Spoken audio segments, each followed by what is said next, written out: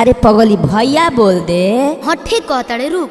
हे गुंजन भैया टिफिन भलवा खा लो। अरे तेरा बहिन के भैया कहू जन रे पगली दिलवा टूट जाई रे। भैया कहू जन रे पगली दिलवा टूट जाई रे।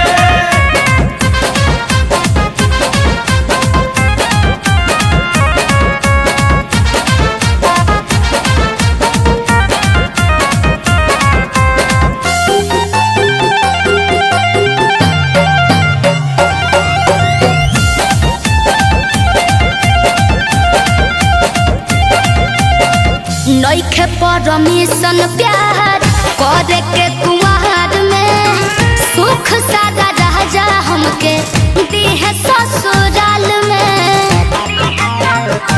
लूटा लो फरल फुआ कहा सब मंजूर बाटे हो बाकी प्यार में दिल तहरा मजबूर बाटे हो। केहू से न लड़ब हम हो केहू से न लड़ब हम हो प्यार के लहराई रे। हेलो भैया प्लीज पीछा छोड़ दीजिए ना। अरे भैया मत बोल। भैया कहू जनरा पगली दिलवा टूट जाई रे।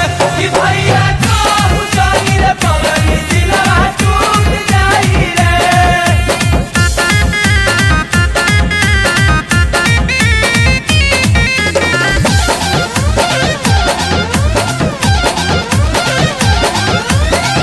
पापा के पगड़िया नीचे गिर नहीं दे मोह छेड़ छाड़ करब तो मुँह नोचले मोह। आज काल नाता परसों कहीं जाइबे करबू हो केहू के अपना पोखरवा में नहबैबे करबू हो।